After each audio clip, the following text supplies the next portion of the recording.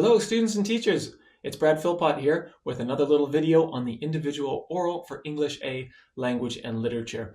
And today I'd like to focus on introductions and conclusions. As I've said in previous videos, you have a lot to do in your I.O. as you're exploring how two authors are presenting a global issue through extracts from their works and the rest of their works. And really, you're going to need a lot of time to do that, and you don't have much time to do that. So a 1-minute introduction, a 1-minute conclusion, acting as kind of bookends on this analysis need to be very effective, need to definitely tie back to that global issue. Let's look at how a model introduction has done this. This is taken from a sample on my support site, which I recommend you check out. She starts her oral this way. She says, language and literature that challenge oppressive structures often revolve around a lack of acceptance of diversity. Wow, that's a big idea. A lot going on there. It's kind of a hook. She has my interest. It's also the global issue in essence. And a lot of students start by announcing their global issue. That's fine too. Here she's going to connect her global issue to the works, more specifically. Maya Angelou, an American poet and a civil rights activist, it's good to have some contextual knowledge, wrote poetry that challenged institutional oppression, the connection to the global issue, more specifically against the African American community, as well as against women. Similarly, Shonda Rhimes was the storyteller of the Dove Campaign for Real Beauty, which was a series of advertisements empowering women to rise above the daily oppression they face because of their traits that don't fit the beauty standards of the media. I love how these two introductions of the works kind of oscillate between both the global issue, some contextual knowledge, and some specific aspects of the works. Now she's going to get even more specific about the extracts that were taken from these works. And she announces that, right? In my individual oral, I will be. That's perfectly fine to use a phrase like that when announcing your global issue or the extracts.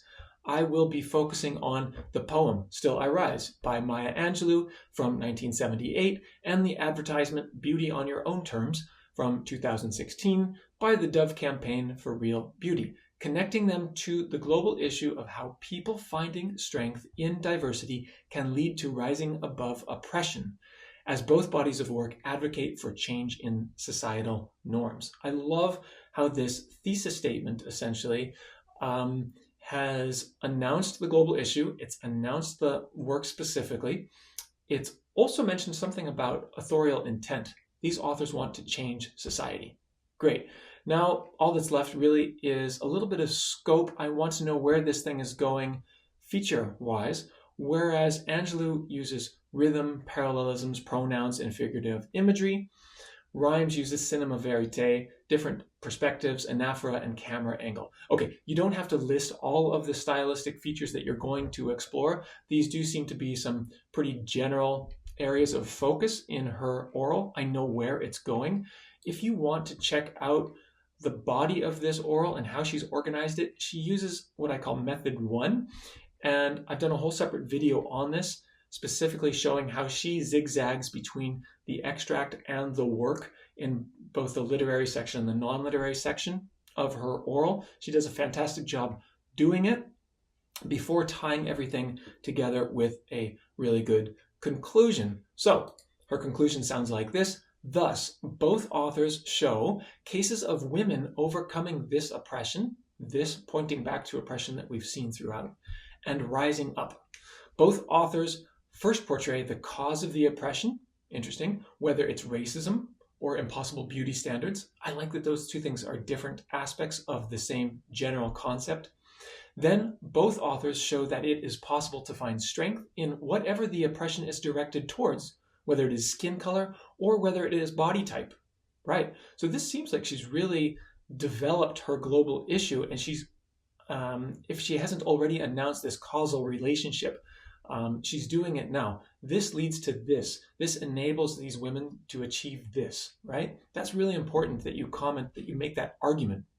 Even though one is a poet and the other is a video producer, they both inspire their audiences to see their own deficiencies, quote unquote, or supposed weaknesses as their unique strengths, thus showing how people finding strength in diversity can lead to overcoming oppression. And it really feels like it ends there. Like she's come full circle. The student has come back to that global issue and she's proven a point, right? Like how the supposed weaknesses of these women can serve as a strength to overcome justice. And I like that there's aspects of both texts here in their specific aspects, racism, skin color on one side. We have impossible beauty standards, body type on the other side. They this student echoes the global issue throughout. You see the word oppression appearing 4 times. She uses words like show, portray, show, showing that perhaps she could have echoed some of the key stylistic features, authorial choices in her conclusion as well, but she's tied it all together here very nicely. Again, if you want to listen to this entire oral, it's on my support site. I also have a worksheet to help you develop a good introduction and conclusion. It goes nicely with other worksheets on the support site that really help you develop the entire individual oral. I wish you all the best in developing your IO and your global issue. You can do this. It's a complicated task, but best of luck.